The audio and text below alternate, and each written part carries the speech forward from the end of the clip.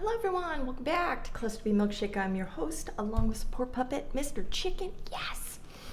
Diagnosed narcissist here with antisocial personality disorder, and I want to talk about why abusive people will confuse it with love. And I wanted to read a part of Why Does He Do That by Lundy Bancroft. Now, this book is really good. The only problem that I have with this book is it's a little gaslighty and contradictory when it comes to the myths of why people are abusive. Now, in her book, she's basically saying that men can have control over being abusive. To a large extent, yes. I know that I can stop myself from being abusive, but the reasons why I want to be, she is calling a myth. I think she's just saying that, just sit there and not defend yourself, find healthier ways of communicating, which is correct. This is what people should be doing. I do feel like a lot of men in this book were getting really upset because they're like, oh, so just let her do whatever the fuck, and then I can't do a goddamn thing. So they are thinking in a very selfish way instead of a team player way. But a lot of this stuff in here is what the internet is describing as narcissistic abuse. And I'm not saying that all abusers are narcissists, but all narcissists are motherfucking abusive. Okay? There ain't no quiet narcissism. There ain't no. Okay. And that's just, my thought. But I know what I'm talking about. Okay. So first I want to go over real quick what she's saying about the myths of abuse before I get into the love part. I know that you're not going to fast forward because everything I give you is gold. Fuck. Okay. So the myths about abusers. He was abused as a child. That is not a myth. I think she's saying using this as an excuse. But if you see a parent being abusive to the other parent growing up, your little brain is soaking this shit up, and you are being conditioned to believe, a core belief, that to get the things that I want in a relationship, which is confusing it with love, because we don't know what real fucking love is, right? We don't know what authentic, healthy love is. This is the only shit that we're seeing. So that ain't no motherfucking myth, honey. Okay. His previous partner hurt him. Now, this transferring from baggage of an old relationship into a new one will cause them to be shitty to you. They need to be more self-reflective. And as we know, narcissistic people are not self-reflective. They don't give a shit. But if you, who are not disordered, you need to not be transferring because you did not grieve, or you're monkey branching, or you're rebounding. And you're bringing all that anger towards your last relationship, if you were an abusive woman, into the next. This does happen. It is not a myth. He abuses those he loves the most. This is ridiculous, and I can see, I'm going to talk about this when I talk about the love part. He holds his feelings in too much.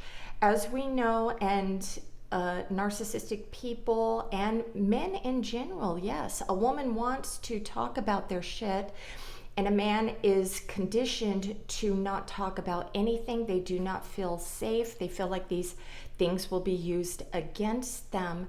It should not be an excuse to be abusive because you can't communicate your feelings, but this does happen. It's not a myth.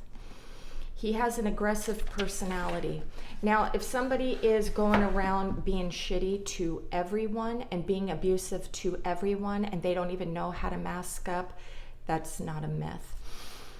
He loses control. Now, in the book, she says when she's talking to people who made the excuse of losing control, she's like, well, then why didn't you kick her head in? Why didn't you unalive her or whatever? And he's like, well, I'm not going to go that far. And she's like, well, then you did have control. Haha. Okay. He is too angry. He is mentally ill, calling this a myth. He hates women. Yes, that is true. He is afraid of intimacy and abandonment. That is not a myth. He has low self-esteem. Oh, yes, this is accurate. He has poor skills in communication and conflict resolution. Yes. See how this is like contradictory and shit? And she does contradict herself when reading. It's so fun. I'm like reading this and I'm like, wait, but you just said. Are you trying to gaslight me, girl? Shit. His abusiveness is as bad for him as it is for his partner. Oh, this is hurting me more than it's hurting you. No, because if you feel guilt and shame and everything, and you know that that's what you're going to feel, then you wouldn't do it. You don't give a fuck. He is a victim of racism. He abuses alcohol and drugs. And as you know, if you've seen a partner on drugs or alcohol, it's almost like they have a split personality and they are not themselves. If you ever been with anybody who had a very difficult personality and after they stopped drinking, things did become better. They always tell people who go in for treatment for personality disorders and things that you get a better assessment if you stop the drinking and the drugs. You have to take care of that first, treat that first. Then we will see if you have any other underlying issues. Otherwise, if you're just a fucking therapist or person who's diagnosing you, they're just gonna say, you got alcoholism. Okay, go to AA. Goodbye. Okay, so we're gonna get to he confuses love with abuse. This is in the reality section of what's going down, okay? Here are comments my clients commonly make to me. The reason I abuse her is because I have so much strong feelings for her. You hurt the ones you love the most. This is because your childhood trauma issues, PTSD responses are coming up with the person that you're in an intimate relationship. All your mommy and daddy issues are coming to the surface for both of you, and you're kind of playing off each other. Not saying that you are necessarily mutually abusive, which you can when you start matching the energy, but if in childhood you fawned a lot and then you tried to please them more, that's a childhood trauma response. Okay. No one can get me as upset as she can. Now, this sounds like somebody who is not taking shit from this abusive person. And yes, if I am in combat with another person and I'm not getting them to shut down and shut the fuck up, we fighting. So she's probably fighting back. Yeah, I told her she'd better not ever try to leave me. You have no idea how much I love this girl. No, this is abandonment issues. This is abandonment issues and needing to control his captive so she can't run away. I always say, does a serial killer gets pissed when their victim gets away? Okay. Emotional serial killer here. Okay? All right. I was sick of watching her ruining her life. I care too much to sit back and do nothing about it. This is him parentifying himself over her. And as you know, a parent who is very controlling, tells you what to do, will shame you into correcting your behavior, and sometimes will use physical abuse to do so. Right? Don't be a shitty parent. An abusive man often tries to convince his partner that his mistreatment of her is proof of how deeply he cares. But the reality is that abuse is the opposite of love. Yes. The more a man abuses you, the more he is demonstrating that he cares only about himself. Yes. He may feel a powerful desire to receive your love and caretaking, yes, but he only wants to give love when it's convenient. Yes, this is why you get breadcrumbed. This is why you get love bombed to get you to come back. It's never consistent. It's only when they notice, oh, I got this, huh? Like it's a big fucking issue to do something for you. And to tell you the truth, it really fucking is. It does feel like a fucking chore. We have to learn what authentically, coupling is, And I'm also reading a sex book on how to do that sexually as well. Okay. So is he lying when he says he loves you? No, usually not. He thinks that he does, but he does not know what authentic pairing is. Most of my clients do feel a powerful sensation inside of them that they call love. For many of them, it is the only kind of feeling towards a female partner that they have ever had. And what this is you gave your partner the nurturance and care that they didn't receive when they were a child, or even if they're the golden child, they're getting more of what they had, but maybe you're a little bit softer, maybe there's something a little bit different than what they had growing up, and so they're loving it in the beginning of the relationship, but then they have to push it away because they can't give you what you want. You're going to bitch and complain, and then we fighting. Okay? So they have no way of knowing that it isn't love. When an abusive man feels the power stirring inside that other people can call love, he is probably largely feeling, number one, the desire to have you devote your life to keeping him happy with no outside interference.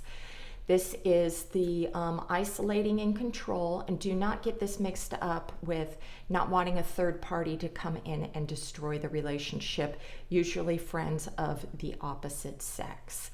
But if he wants friends of the same sex away from you, or family members, or even a brother or sister, red flag, okay?